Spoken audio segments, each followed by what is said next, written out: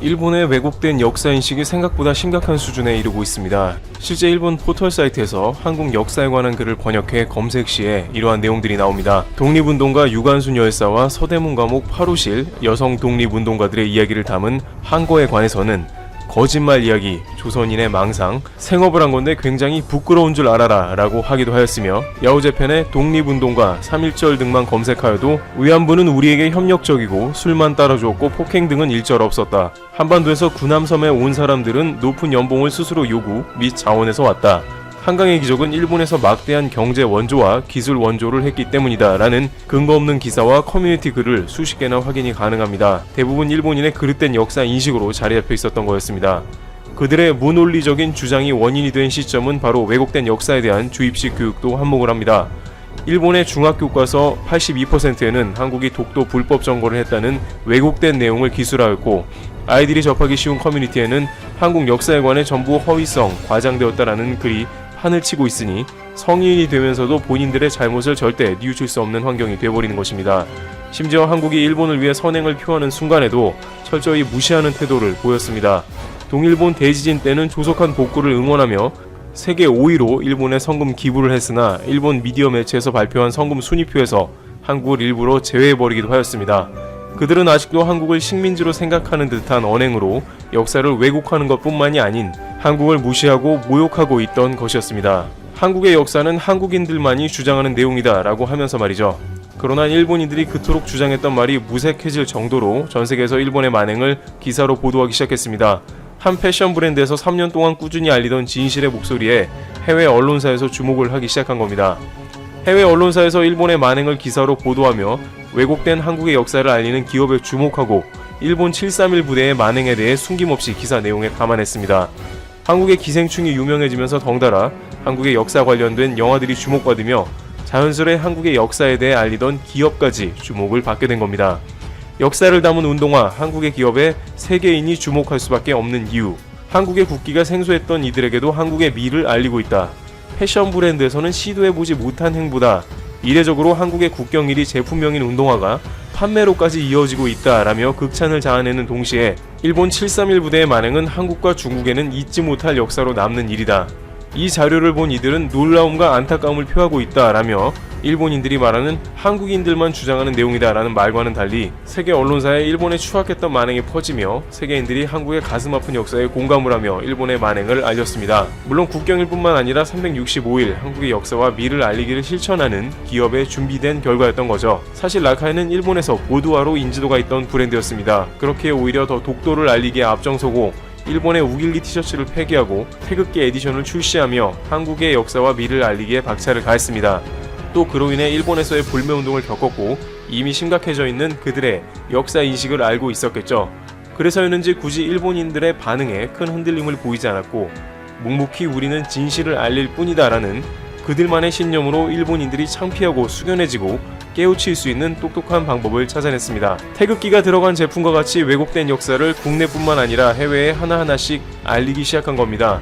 태극 컬러와 건공 감리가 들어간 운동화를 내세우며 독도를 알리기에 앞섰고 일본 731 부대의 생체 실험 내용을 4개 국어로 내걸었으며 독립운동가분들을 잊지 말고 이제는 빼앗기지 말고 우리 손으로 지키자며 독도 팔찌를 출시했습니다. 그리고 라카이 코리아는 이렇게 말했습니다. 절대 왜곡되어서는 안 되는 한국의 역사를 큰 영향력을 행사할 수 있는 기업에서 알리는 건 당연하다고 생각한다. 당장 눈앞의 이익보다는 자신들의 소신을 이어가며 몇 년 동안 하나의 목표만을 위해 달려오던 기업이기에 진심 어린 알림이 세계인들의 심금을 울릴 수 있게 된 것입니다. 2020년 한국은 일본이 해내지 못했던 전 세계적 어려움을 극복해내어 많은 나라가 필요로 하는 국가가 되었습니다. 심지어 그들마저 저희의 도움이 필요할 때가 되었죠. 하지만 우리는 내년 도쿄올림픽에서 일본의 우길기가 휘날리는 걸 보게 될 수도 있으며 앞으로 얼마나 더 걸릴지 모르는 대한민국의 땅, 독도를 영토 분쟁 속에서 지켜야 하고 제7권구가 8년 후 일본의 땅이 되는 걸 볼 수도 있습니다. 현재 일본 시장의 눈치를 보며 소신의 발언조차 하지 못하는 기업들이 많습니다. 하지만 소규모 기업인 라카이 코리아는 기업인이기 전에 한국인으로서의 한결같은 행보로 그들의 의지를 보여주고 있습니다. 이렇게 한국을 알리는 기업들이 좀 더 힘을 낼 수 있도록 많은 분들의 응원이 필요해 보입니다. 테루티브 여기서 마치겠습니다. 감사합니다.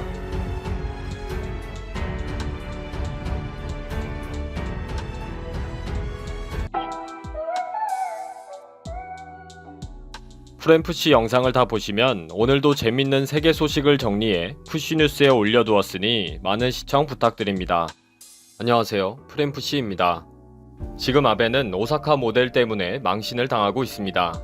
사실 그동안 아베는 정확한 데이터와 근거도 제시하지 않으면서 일본 국민들을 불행한 일을 당하도록 방치했다고 비난을 받고 있습니다. 그리고 비상사태를 연기해놓고 그 이후 대책은 안 내놓고 꿀먹은 벙어리처럼 있어서 일본 국민들을 더 불안하게 하고 있습니다. 그런데 이때 젊은 지사들의 독자적인 결단과 정책으로 아베가 비교되면서 가만히 앉아있는 바보꼴이 되어버렸습니다. 오사카의 요시무라 지사와의 논쟁이 도대체 어떤 것인지 알아보겠습니다.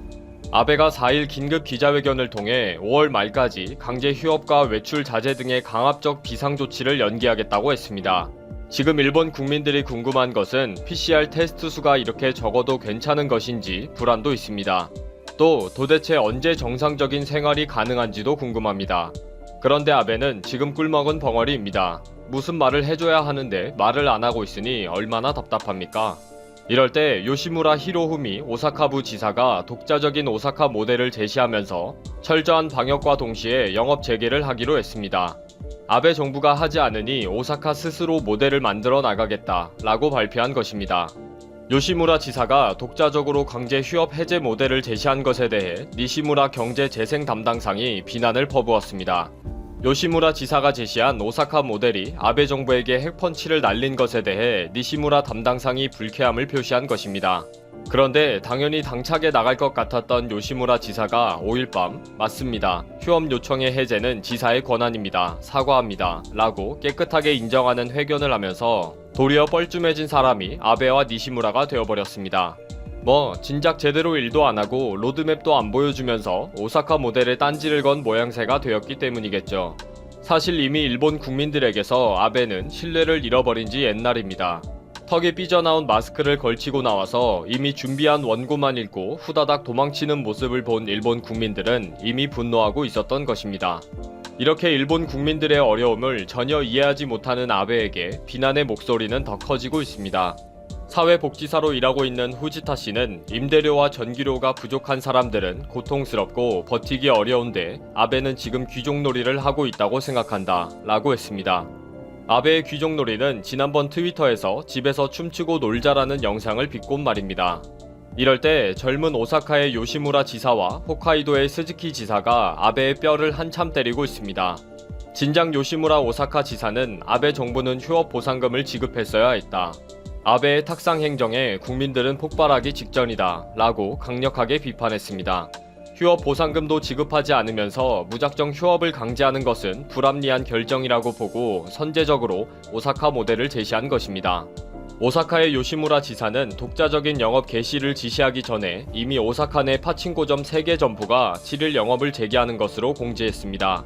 물론 3개의 파친코점은 발열 체크와 손님 간 일정 간격을 유지할 것을 발표했습니다. 요시무라 지사의 발표로 오사카시의 많은 점포들이 다시 활기를 차릴 것으로 보고 있습니다. 이렇게 아베가 우물쭈물하면서 일본 국민들의 생명을 지키지 못하고 일본을 폭망하게 하는 엑스맨의 역할을 하고 있을 때 두 젊은 지사의 활약은 탁월합니다. 먼저 이름을 날린 지사는 홋카이도의 스즈키 나오미치 지사입니다. 작년 4월에 전국 최연소 지사로 첫 당선된 후 재임 기간은 1년도 채 되지 않았지만 아베 정부에서 아무도 도와주지 않을 것이라는 것을 분명히 알고 있었습니다. 그러나 2월 28일에 홋카이도에서 최종 판정자가 63명으로 확인되면서 비상선언을 전국 최초로 발령했습니다. 26일에는 도내 모든 공립 초중학교의 임시 휴교를 결정하는 결단을 내렸는데 이 역시 전국 최초입니다. 사실 이러한 결단이 쉬운 일이 아니기에 모든 일본 국민들을 놀라게 만들었습니다. 아베 정부도 어떻게 해야 할지도 모르고 정해진 로드맵도 없는 상황에서 과감히 독자적인 결정을 내렸고 그 결과 홋카이도는 전파 속도를 늦출 수가 있었기 때문입니다. 이번 오사카의 요시무라 지사도 지난 연휴 기간 때 외출 자제를 호소했고 다른 현과의 이동 제한을 먼저 요청하는 등의 적극적인 정책을 펼침으로써 큰 주목을 받았습니다. 특히 이번에 오사카 모델에서 구체적인 미래에 대한 해결 로드맵을 제시하면서 무능력한 아베와 대척점에서는 정치인의 모습을 보여줬습니다. 결국 이러한 정치력의 차이는 여론조사에서 그대로 반영이 되면서 이제는 차기 총리로 두 젊은 지사가 물망에 오르기까지 합니다. 자민당의 계파 정치 틀 안에서 권력을 누리던 늙은 정치인들이 한방에 쫓겨나게 된 것입니다.